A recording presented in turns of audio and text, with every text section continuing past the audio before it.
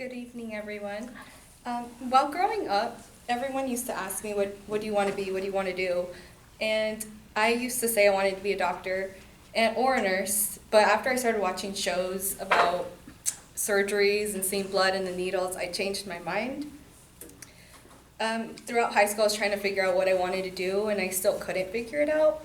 Towards my senior year, I started leaning towards nursing again.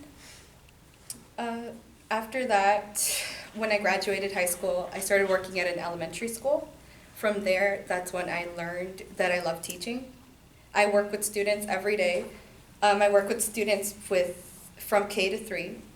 These students are the ones that fall behind. They need to work in small groups, and they just don't work well in a big environment because they get forgotten, or they're too shy to speak up for themselves.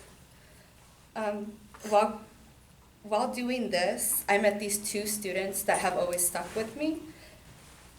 They One of them wasn't able to read. She was in second grade. She was only able to read about 2 words a minute, and that kind of broke my heart. So for 2 years, I worked with her daily, every day, every morning, and every afternoon. And just last year, she started reading about 40 words a minute, and I was so proud of her. I haven't seen her since, but I really hope she's doing well. Another student that caught my attention was the student named Diego. He was a student that just didn't want to listen. He liked to jump around. He would always get in trouble. He was the one always getting sent out of class because he just wouldn't sit still. When I was able to work with him one-on-one, he started off not listening to me as well, but after a while, he started mellowing down. These students, they call me Miss Esmeralda or Miss Sanchez.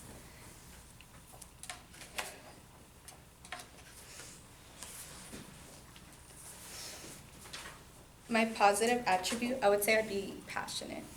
Working in a classroom, you have to be very passionate with these students because a lot of them don't believe in themselves, sadly. The students that I work with usually come from bad backgrounds. They just don't have a good home life, or they've just experienced bad experiences that they shouldn't have gone through. So being there for them every day with a positive attitude and making sure that they're okay and that they could do it, it'll help them through their schooling.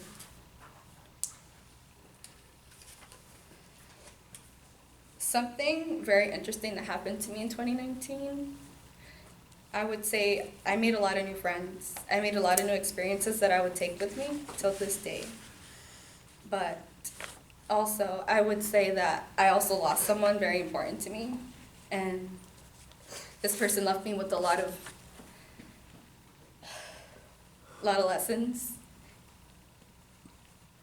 And from those lessons, I took that, and I'm still learning about myself today, and I'm getting better at it. A quote that stuck out to me for 2020 this year is, "We must be willing to get rid of life that we planned so as to have the life that is waiting for us. The old skin has to be shed before the new one can come." And this quote is by Joseph Campbell. I chose this quote because to be able to move on to the next chapter in life, you have to be able to let go and forgive yourself from the past. Thank you.